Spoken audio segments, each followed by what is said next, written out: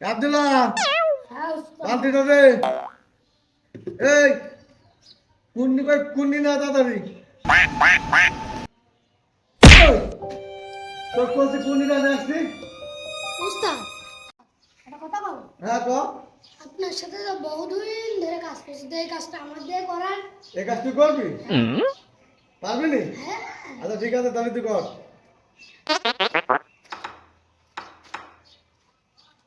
এই টুটু, এটা দে। আরে